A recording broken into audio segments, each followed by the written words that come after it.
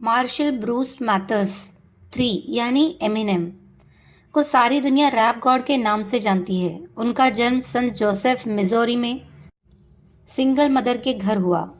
जब उनका जन्म हुआ तब उनकी माँ की उम्र केवल 17 साल थी। एमिनेम ने अपने पिता को कभी नहीं देखा। पैसों की कमी के कारण बचपन में ही उनकी माँ को कई घर बदलने पड़े, जिसकी वजह से वो ठीक तरह से लोगों से मिल नहीं सके। इसीलिए उनके कोई दोस्त नहीं बन पाए और उनका बचपन अकेले ही बीता। आखिर में कई शहरों की ठोकर खाने के बाद वो डेट्रॉइट मिशिगन चले गए। कुछ सालों पहले तक अमेरिका में रंग भेद का मसला कुछ ज़्यादा ही था। वहाँ काले लोगों के साथ बहुत भेदभाव किया जाता था और एमिनेम जहाँ गए थे वहाँ काले लोगों की पॉपुलेशन ज़्यादा थी। इसीलिए जैसा काले लोगों के साथ होता था वैसा ही एमिनेम के साथ भी हुआ। उनके साथ बहुत बार मारपीट भी हुई।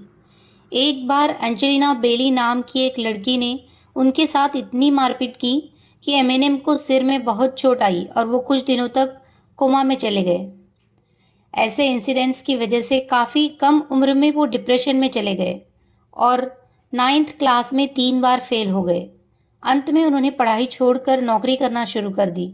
अपनी कंडीशन के कारण हार मानने से पहले ये बात याद रखना कि पैसों की कमी के कारण रैप गॉड अपने बचपन में गिलबर्ट्स लॉज मिशिगन में बर्तन धोने और लोगों की कार वॉश करने का काम भी कर चुके हैं।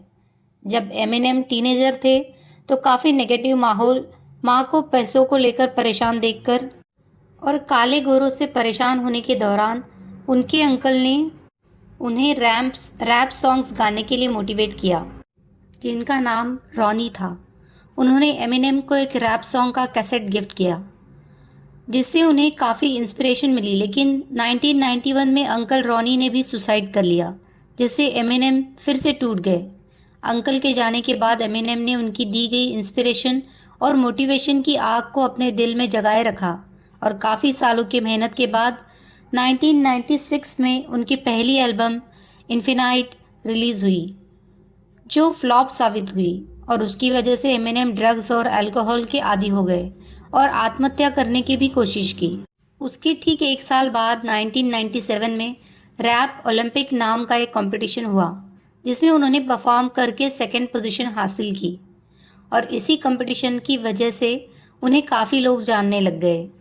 इसी कंपटीशन के बाद एमिनेम को डॉक्टर ड्रे की प्रोड्यूस की गई एल्बम बनाने का चांस मिला, जिसका नाम स्लिम शेडी था, जो 1999 में रिलीज़ हुई, जो उस साल की सबसे हिट रैप एल्बम साबित हुई और वहीं से एमिनेम ने कभी पीछे मुड़कर नहीं देखा।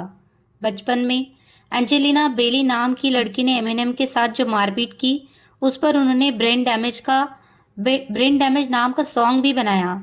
2001 में एमिनेम ने एक्टर के रूप में द वॉच नाम की मूवी में भी काम किया और एक्टिंग की दुनिया में भी कदम रखा।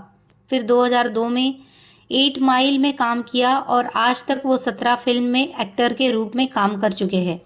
उनके ऊपर द वे आई एम नाम की फिल्म भी बनी, जो उनकी लाइफ पर बेस्ड है, जिसमें उनकी गरीबी, स्ट्रगल और लाइफ में ऊंच नीच के बारे में बताया है। जिस इंसान ने अपने पिता को कभी नहीं देखा, जिसका बचपन अकेले में बिना दोस्तों के गुजरा, रेस्टोरेंट में बर्तन धोने से लेकर अपनी इंस्पिरेशन की डेथ तक, कोमा में जाने से लेकर ड्रग एडिक्ट तक, एमिनेम की लाइफ बहुत चैलेंजेस से भरी थी। लेकिन स्ट्रगल और गोल को अचीव करने की चाहत ने उन्हें इस लेवल पर पहुंचा दिया कि दुनिया उन्हें उनके फील्ड का गॉड, रैप गॉड कहती है, जिनके नाम पर 15 ग्रैमी अवार्ड्स और 1 ऑस्कर अवार्ड है, जो फिल्म और म्यूज़िक का सबसे बड़ा अवार्ड है।